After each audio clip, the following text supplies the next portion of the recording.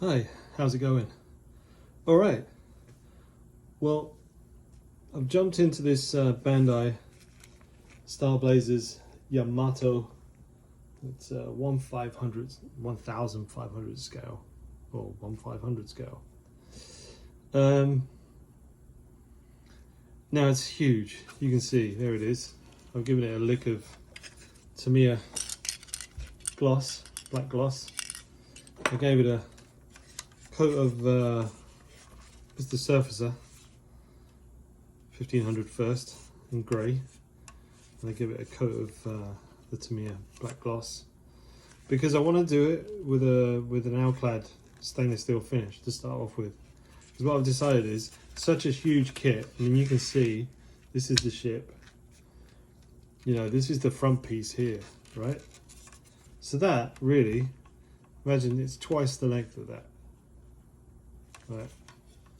So we've got this other huge bit and a bit, maybe a little bit more. I don't know. No, actually, no, it's about twice the length. So we've got about another, is it? No, maybe about another third. I lie.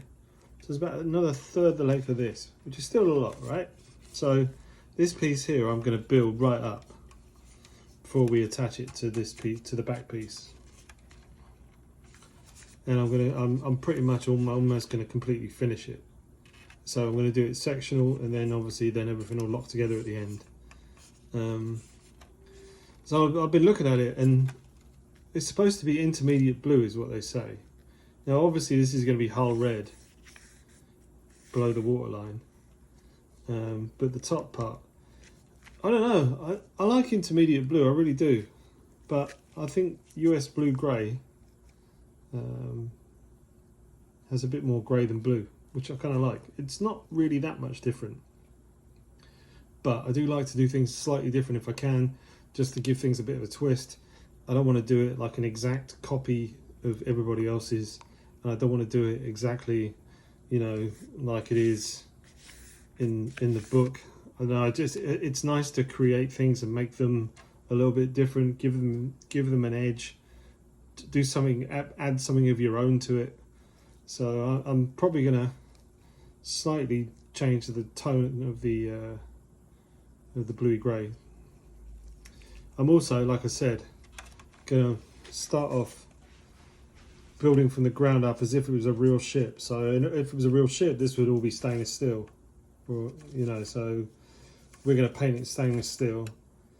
I'm going to use alclad, and then I'll build up the blue coat from that. So you get that steel coming through the blue coat, so it really looks like a heavy piece of machinery, rather than just, you know, like normally a lot of people would just give it a coat of primer, give it a top coat, and away you go.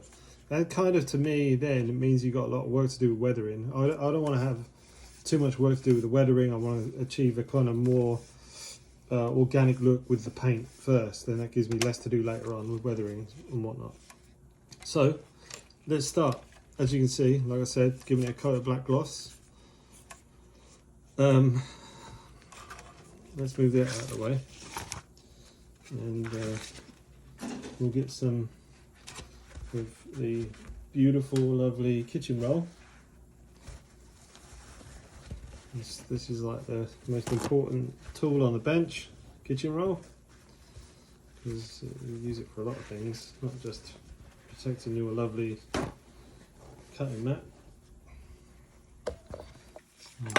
Oops, hit the camera. Right, like that. And we're going to put something out like that as well.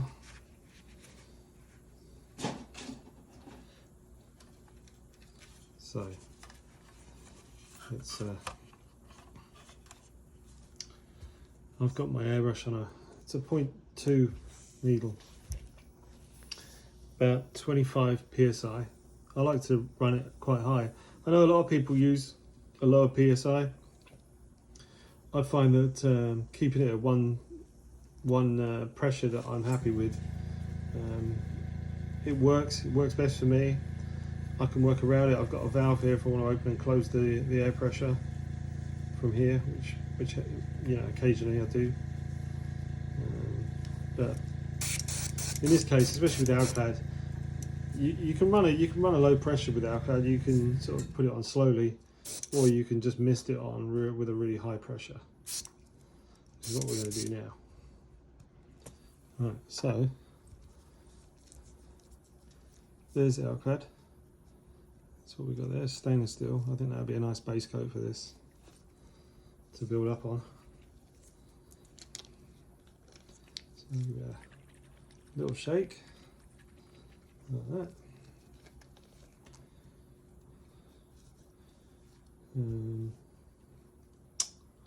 Give myself a little toothpick. Some people use a pipette to put it in their airbrush. I find you can pour it in down a toothpick. Yeah, like that. So just going to do that right here off camera. I know you can't see it. Right, like that. Now I'm going to mist this really to like slowly and gently, so we'll build up a coat of metal, but I don't want to go too heavy on it. So I don't want it to be completely, you know, I don't want to block out the dark completely and have it absolutely solid stainless steel. I want to build up a, you know, a kind of a modulation to it, so it looks a little bit like worn out, if you like.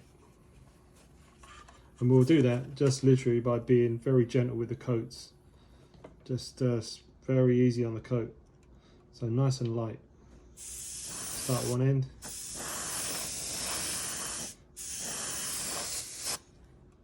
oh, splatters, that's interesting, that wasn't intended.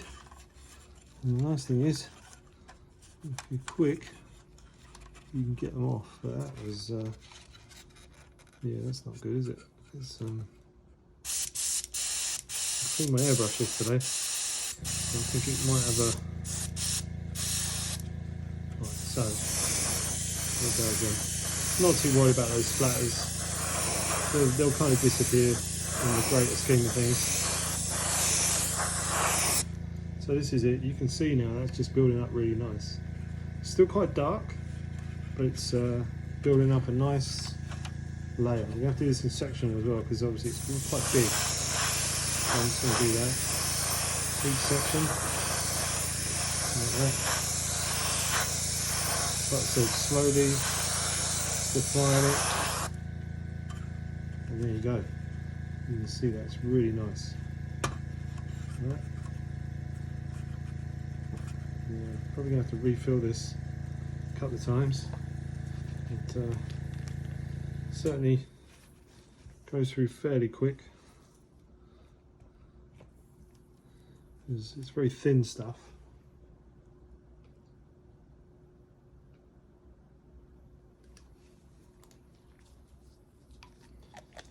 So that, to me, looks really, really nice right now. Apart from those nasty splatters, but like I said, it doesn't matter. We're going to paint over those anyway. Not the end of the world.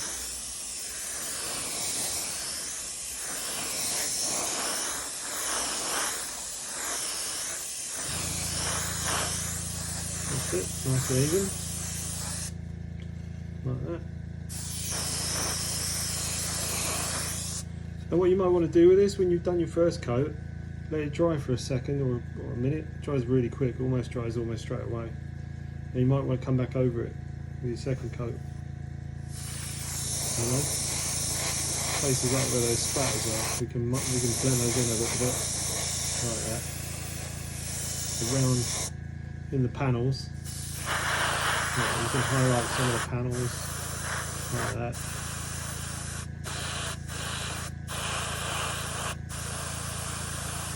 Yeah, it doesn't have to be too even.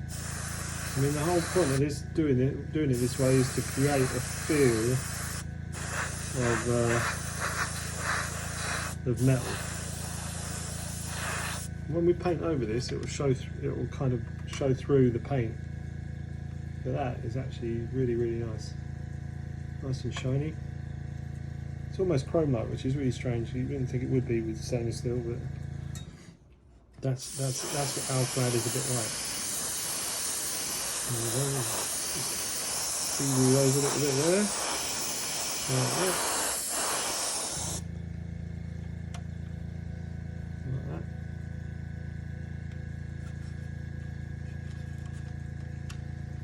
Right, another little refill for the other side while that's drying.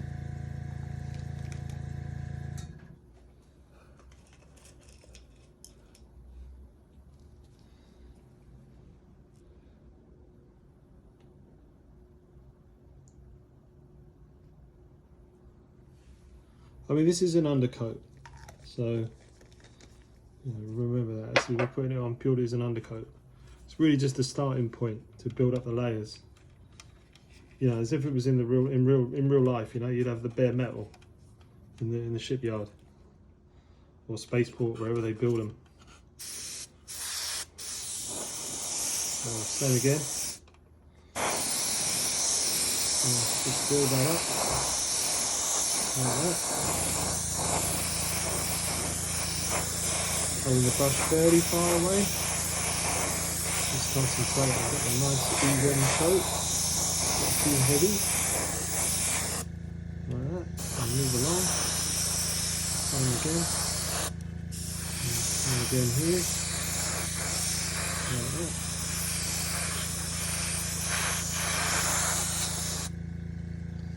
There you go. Beautiful, really, really nice. Like that.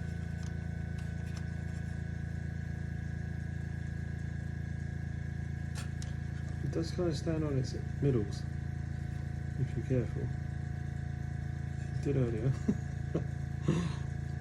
Alright, nice. So, one more little refill, and I think we're good to go, really. We can just kind of let it dry.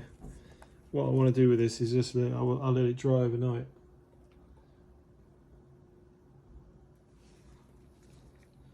Right. Let it dry overnight.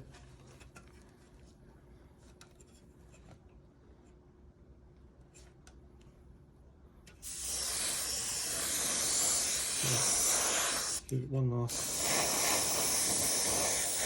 little bit there, like that. On the top here, all on the inside edge. Here as well, right on the edge. Because this here will be a metal edge, and then the front like that. So of course, in the front here, it's a bit hard to work on camera with this. It's just so big, you know. So you just have to bear with me for a minute.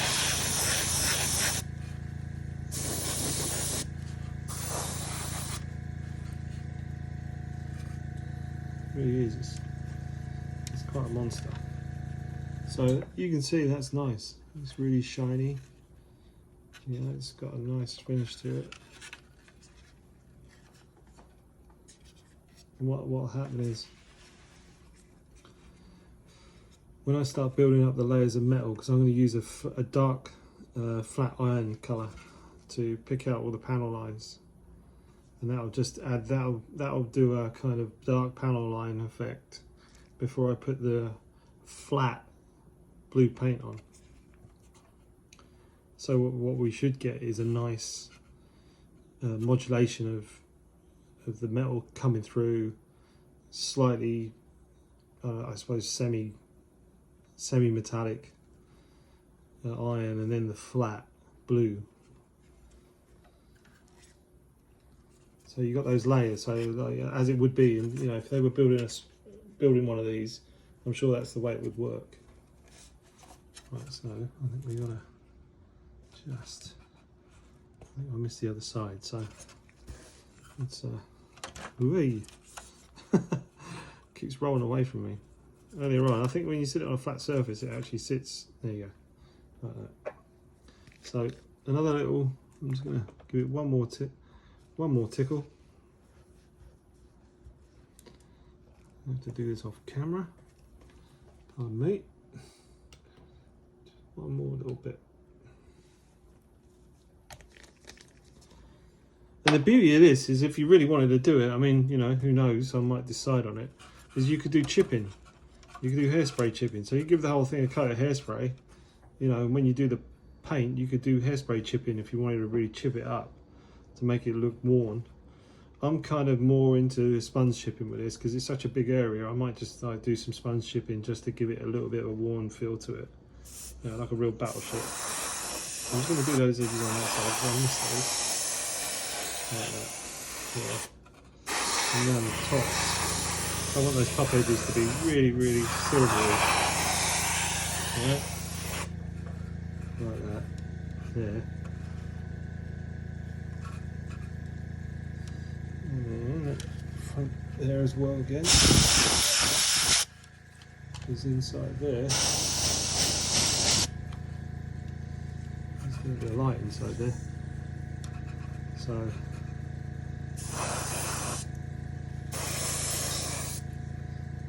yeah, not bad that.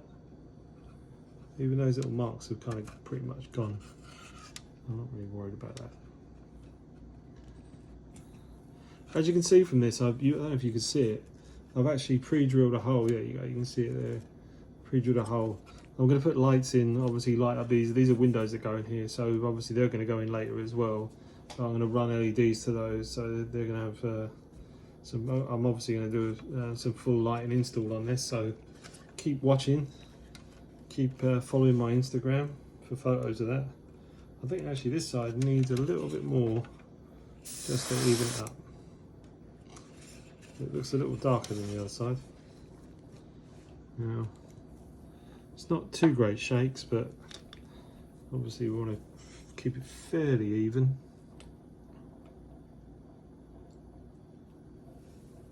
A bit too much on there. Yeah.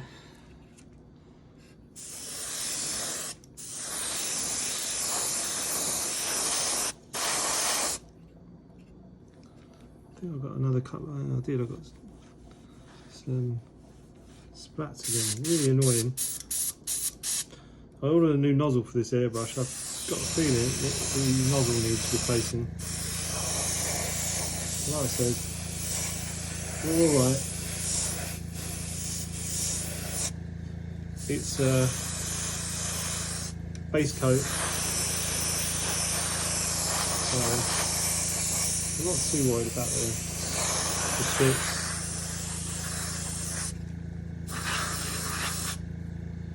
You know.